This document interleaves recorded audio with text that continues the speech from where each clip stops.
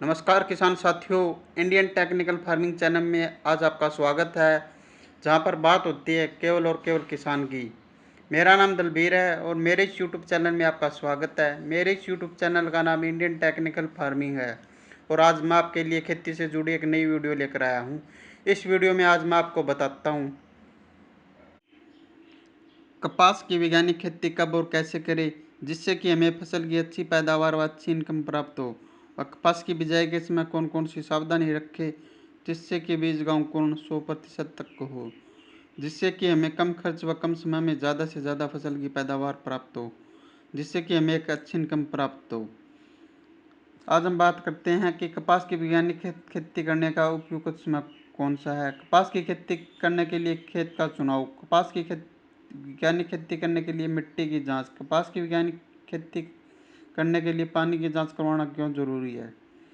कपास की वैज्ञानिक खेती करने के लिए भूमि की कैसी होनी चाहिए। कपास की खेती के लिए जलवायु कैसी होनी चाहिए। कपास की खेती के लिए किस तरह खेत की तैयारी करें। कपास की खेती के लिए फसल पद्धति या फसल चक्कर।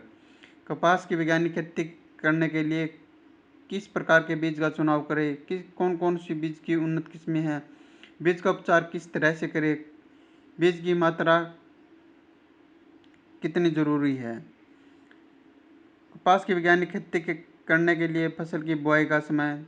कपास की वैज्ञानिक खेती करने के लिए जल, कीट व रोग का प्रबंधन क्यों जरूरी है। कपास की वैज्ञानिक खेती के लिए कौन कौन से स्प्रे करें। इस वीडियो को अंत तक जरूर देखें ताकि आपको खेती से जुड़ी सभी जानकारी प्राप्त हो। अगर आप चैनल पर नए हो तो वीडियो को लाइक, शेयर, कमेंट और चैनल को सब्सक्राइब जरूर करना, ताकि अन्य किसानों को खेती से जुड़ी सभी जानकारी प्राप्त हो और आने वाली वीडियो की नोटिफिकेशन आपको मिलती रहे। चलिए वीडियो को स्टार्ट करते हैं। कपास रेशे वाली नकदी फसल है। इसे सफ़ेद सोना भी कहते हैं। भारत में कपास एक महत्वपूर्ण फसल है। भारत में कपास की खेती सर्दियों से चली आ रही है, जिसका उल्लेख ऋग्वेद में भी मिलता है, जो यह दर्शाता है कि भारतीयों का कपास से वस्त्र बनाने का ज्ञान प्राचीन काल से ही रहा है।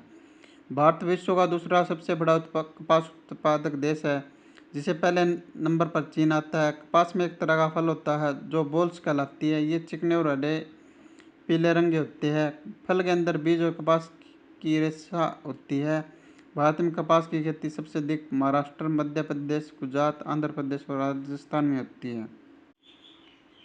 कपास की खेती के लिए नंबर 1 उपयुक्त समय। नंबर 2 कपास की खेती के लिए खेत का चुनाव। नंबर 3 मिट्टी की जांच।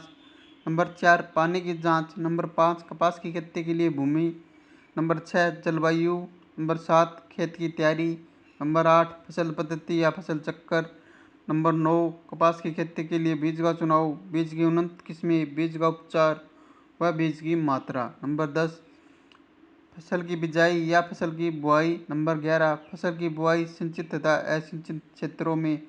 नंबर 12 खरपतवार की रोकथाम। नंबर 13 30 दिन बाद सिंचाई, फिर निराई, फिर गुड़ाई, फिर 30 दिन बाद सिंचाई या फिर वर्षा आधारित, फिर खाद का प्रबंधन, फिर जल का प्रबंधन, फिर कीट व रोग का प्रबंधन। मोनो टाटा आसाटाप, इमिडाक्लोप्रिड इत्यादि का स्प्रे करें। फल फूलों की वृद्धि के लिए प्लानोफिक्स कल्टार जैसे टॉनिक का ही इस्तेमाल करें। फिर चुनाई। नंबर 1 उपयुक्त समय। कपास की बिजाई का उपयुक्त समय अप्रैल व मई महीना होता है। बाजार में कपास की बहुत सी वैरायटियाँ उपलब्ध होती है। अप्रैल महीने में बिजाई के लिए अगत्य वैरायटी व 15 मई के बाद हम पछेती वैरायटी का ही चुनाव करते हैं।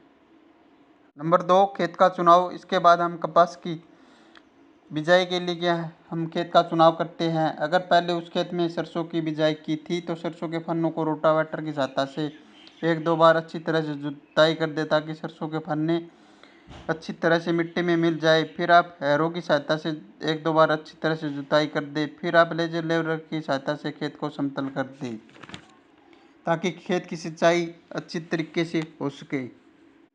नंबर 3 मिट्टी की जांच। सबसे पहले अपने खेत की मिट्टी की जांच करवा ली, जिससे हमें यह पता चल जाता है कि मिट्टी में किन किन पोषक तत्वों की कमी है और खेत की मिट्टी किन किन फसलों के लिए उपयुक्त है और इस मिट्टी में कौन कौन सी फसलें उगाई जा सकती है, जैसे गेहूँ, चना, अरहर, सरसों, राया, बरसीन, गन्ना, आलू, मक्का, बाजरा, कपास इत्यादि। मिट्टी की जांच से हमें यह पता चल जाता है कि इसका पीएच मान कितना है। पानी की जांच। अगर आप फसल की बिजाई के लिए नहरी पानी का इस्तेमाल करते हो तो यह सभी प्रकार की फसलों के लिए अच्छा है और इसमें बीज का गुण 100% तक हो जाता है। अगर आप ट्यूबवेल के पानी से फसलों की बिजाई करते हो तो आप इस ट्यूबवेल के पानी की जांच करवा लें। अगर ट्यूबवेल का पानी पीने में मीठा है तो इसमें पानी का पीपीएम ज़्यादा हो सकता है और बीज अंकुरण के समय यह एक समस्या बन जाती है। अगर पानी का पीपीएम 1000 से कम है और यह सभी प्रकार की फसलों के लिए अच्छा है और इसमें बीज का अंकुरण 100% तक हो जाता है। अगर पानी का पीपीएम 1000 से ज़्यादा है तो इसमें बीज का अंकुरण सही तरीके से नहीं हो पाता, इसलिए पानी की जांच करवाना बहुत ज़रूरी है। खेत की तैयारी व गोबर की खाद। अगर आप खेत में गोबर की खाद का इस्तेमाल करते हो तो 8 से 10 ट्रॉली 1 एकड़ के लिए पर्याप्त रहती है। गोबर की खाद जमीन में अच्छी तरह बिखेर कर जमीन को समतल कर देना चाहिए। सिंचाई, बत्तर, जुताई, कल्टीवेटर, सुहागा। अब आप खेत को अच्छी अब आप खेत को अच्छी तरह से सिंचाई कर दे। जमीन के बत्तर आते ही हैरों की सहायता से खेत की अच्छी तरह 1-2 बार जुताई कर दे और फिर आप कल्टीवेटर सुहागा की सहायता से जमीन को समतल कर दे। कपास की खेती के लिए भूमि। कपास की खेती को सभी तरह की जमीन पर की जा सकती है, फिर भी दोमट मिट्टी भूमि को कपास की खेती के लिए सबसे सर्वोत्तम माना गया है। बलुई जमीन, क्षारीय भूमि और कंकड़ से भरी हुई जमीन पर कपास की खेती नहीं की जा सकती है। भूमि की तैयारी करते समय सबसे पहले खेत की जुताई लगभग 25 सेंटीमीटर गहरी करनी चाहिए। जरूरत के अनुसार दोबारा 2 से 3 बार देसी हल चलाकर खेत की जुताई कर दे और फिर उससे भुरभुरा कर फिर से भूमि को समतल भूमि बना देना चाहिए। जलवायु। कपास की खेती के लिए जलवायु। कपास की खेती में अच्छे जमाव के लिए मिनिमम 16 डिग्री तक का टेम्परेचर होना चाहिए। फसल के विकास के टाइम लगभग 21 से 57 डिग्री तक का टेम्परेचर और फसल के तैयार होने के टाइम में 27 से 32 डिग्री तक की टेम्परेचर की आवश्यकता पड़ती है। कपास की खेती के लिए खेत की तैयारी व गोबर की खाद। अगर आप खेत में गोबर की खाद का इस्तेमाल करते हो तो 8 से 10 ट्रॉली 1 एकड़ के लिए पर्याप्त रहती है। गोबर की खाद को जमीन में अच्छी तरह बिखेर कर जमीन को समतल कर देना चाहिए। अगर आप जमीन की गहरी जुताई करते हैं तो 2 से 3 बार देसी हल से 2 से 3 गहरी जुताई कर दे, फिर आप जमीन को समतल कर दें। फसल पद्धति या फसल चक्कर। फसल चक्कर एक ऐसी प्रणाली है जिसमें फसलों को इस क्रम में बोया जाता है जिससे कि उसकी मृदा की उर्वरकता शक्ति बनी रहे। एक सफल उत्पादन के लिए उत्तरदायी प्रमुख कारकों में से फसल चक्कर एक महत्वपूर्ण स्थान रखता है। फसल चक्कर को अपनाने का उद्देश्य उपलब्ध प्राकृतिक साधनों का उपयोग करके उसमें अधिक फसल उत्पादन करना होता है। फसल चक्कर क्या है? किसी खेत में फसलों को अदल बदल कर या हेरफेर कर बोना फसल चक्कर कहलाता है। ऐसा करने से मृदा की उर्वरकता शक्ति बनी रहती है और पैदावार अच्छी होती है। किसी क्षेत्र की भूमि, जलवायु एवं अन्य वातावरणीय कारकों के आधार पर विभिन्न फसल चक्र अपनाए जाते हैं। एक अच्छे फसल चक्र को अपनाकर एक किसान अपनी भूमि से अधिक आर्थिक लाभ कमा सकता है। हमारे देश में फसल को उत्पादन को बढ़ावा देने के लिए विभिन्न प्रकार के फसल चक्र की कई प्रणालियाँ विचलित है। फसल चक्रों की संख्या 3 होती है: 1 वर्षीय फसल चक्र, 2 वर्षीय फसल चक्र। फसल चक्र के मुख्य प्रकार: खरीफ की फसलों में अपनाए जाने वाले फसल चक्र, रबी की फसलों में अपनाए जाने वाले फसल चक्र, जायद की फसलों में अपनाए जाने वाले फसल चक्र। फसल चक्र के सिद्धांत: उथली जड़ वाली फसलों के बाद गहरी जड़ वाली फसलों को उगाना चाहिए। अधिक खाद की आवश्यकता वाली फसलों के बाद कम खाद की आवश्यकता वाली फसलों को उगाना चाहिए। अधिक जल की आवश्यकता वाली फसलों के बाद कम जल की आवश्यकता वाली फसलों को उगाना चाहिए। फलीदार फसलों के बाद अफलीदार फसलों को उगाना चाहिए। कृषि साधनों का उपयोग समतापूर्वक ढंग से करना चाहिए। भूमि कटाव से प्रभावित क्षेत्रों में फसल चक्र में आच्छादित फसलों का समावेश होना चाहिए। फसल चक्र के लाभ: मृदा की उर्वरकता शक्ति में वृद्धि होती है तथा मृदा के भौतिक, रासायनिक तथा जैविक गुणों में सुधार होता है। सघन फसल चक्रों को अपनाने से भूमि में जीवांश पदार्थ की मात्रा में वृद्धि होती है। उचित फसल चक्र को अपनाने से भूमि में पनपने वाले विभिन्न बीमारियों के प्रभाव में कमी आती है। फसल चक्र अपनाने से कीटों तथा खरपतवारों पर भी नियंत्रित होता है। एक उत्तम फसल चक्र की निम्नलिखित विशेषताएं होती है। एक उत्तम फसल चक्र प्रति इकाई क्षेत्रफल में अधिक आर्थिक लाभ देता है। कृषि प्रक्षेत्र पर उपलब्ध कृषि श्रमिक के कार्यों को उचित प्रकार से वितरण रहता है। एक फसल चक्र से उन्हें वर्ष भर लगातार रोजगार उपलब्ध होता रहता है। भूमि की किस्म, धरातल तथा इसके प्रयोग को ध्यान में रखकर फसलों का समावेश एक अच्छे फसल चक्र की मुख्य विशेषताएं होती है। फसल चक्र में दलहनी फसलों को सम्मिलित करना चाहिए, जिससे भूमि में नाइट्रोजन तथा जीवाश्म पदार्थों की वृद्धि होती है। ऐसी फसलों को उगाना चाहिए जिसके फसलों के रोग तथा उनमें लगने वाले कीड़ों आदि पर प्रभावशाली नियंत्रण संभव हो सके। फसल चक्र में अधिक लाभ देने वाली फसलों का समावेश करना चाहिए। जिन क्षेत्रों में मृदा कटाव की समस्या होती है वहाँ पर आच्छादन फसलों को उगाना चाहिए।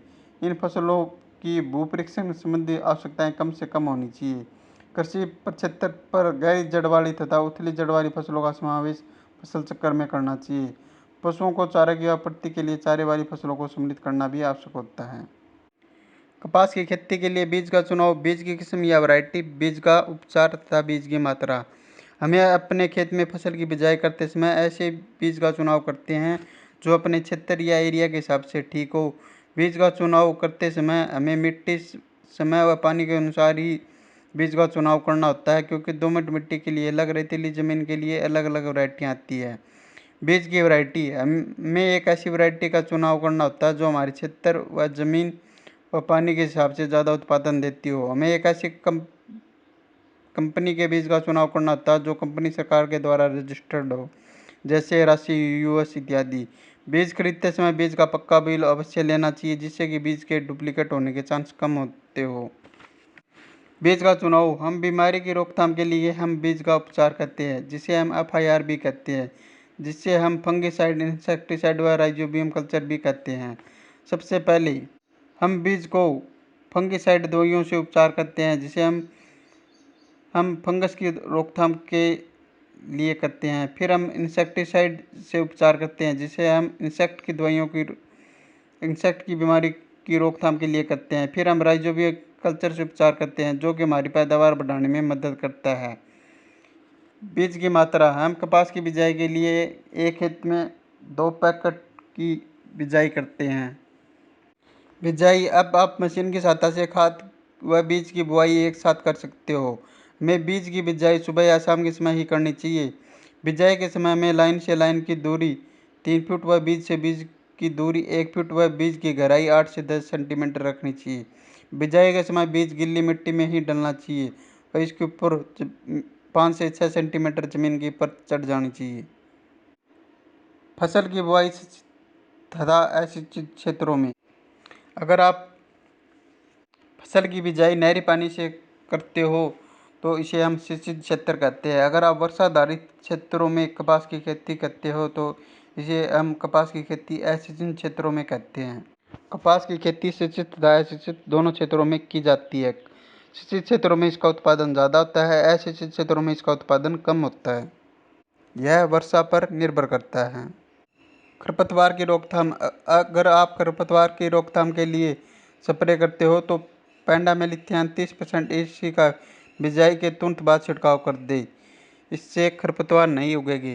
खरपतवार के लिए पेंडामेलिथियान 30% EC को 500 मिलीलीटर दवाई को 250 लीटर पानी में घोल बनाकर 1 एकड़ में इसका स्प्रे कर दे। स्प्रे के समय खेत में नमी होना बहुत ज़रूरी है।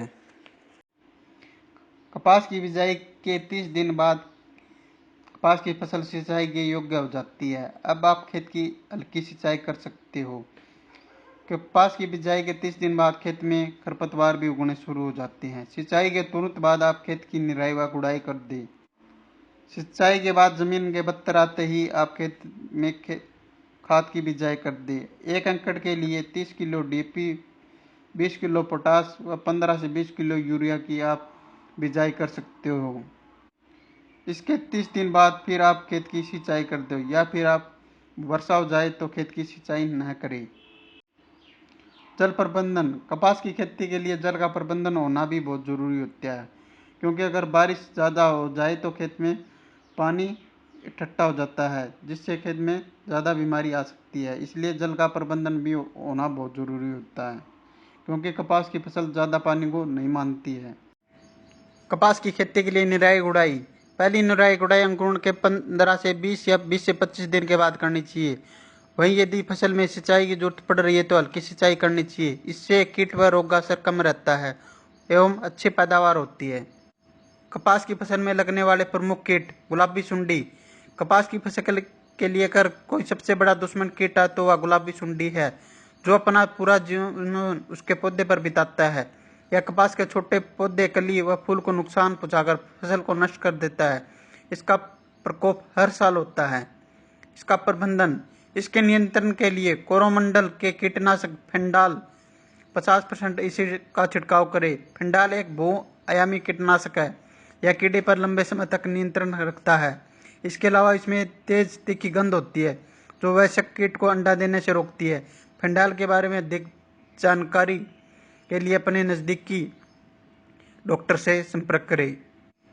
सफ़ेद मक्खी। यह कीट दिखने में पीले रंग का होता है, लेकिन इसका सफ़ेद मोम जैसा पाउडर से ढका हुआ होता है। यह पौधों की पत्तियों पर एक चिपचिपा तरल पदार्थ छोड़ता है एवं पत्तियों का रस चूसता है। सफ़ेद मक्खी की रोकथाम। सफ़ेद मक्खी कीट के प्रबंधन के लिए कोरोमंडल का फिनियो कीटनाशक का उपयोग करें। फिनियो में दो अनोखे कीटनाशकों की जोड़ी है, जो कि दो विभिन्न कार्यशैली से काम करते हैं। इसके अलावा यह पाइटोटॉनिक प्रभाव से युक्त है, जिसमें कीटों को तुरंत एवं लंबे समय तक कार्य करने की यह सफ़ेद मक्खी के सभी चरणों जैसे अंडा, निप, वयस्क को एक बार में समाधान उपलब्ध करवाता है। इसकी प्रति एकड़ 400 से 500 मिलीमीटर की मात्रा की जरूरत पड़ती है। यह बेहद कोमल कीट होता है, जो दिखने में मटमैले रंग का होता है। महू कीट कपास की पत्तियों को खुरचकर उसका रंग चूस लेता है। इसके बाद पत्तियों पर एक चिपचिपा पदार्थ छोड़ देता है। प्रबंधन। इस कीट की रोकथाम के लिए कोरोमंडल के फिनियो कीटनाशक का छिड़काव करें। यह कीटनाशक कीटों को तुरंत और लंबे समय तक नष्ट करने में कारगर है। तेला कीट। काले रंग का यह कीट पौधों की पत्तियों को खुरचकर उसका रस पी जाता है। इसकी रोकथाम के लिए फिनियो कीटनाशक का प्रयोग करें। यह रस चूसक कीट है, जो कि कपास की फसलों को अत्यधिक नुकसान पहुंचाता है। इसकी रोकथाम के लिए फिनियो कीटनाशक का ही प्रयोग करें।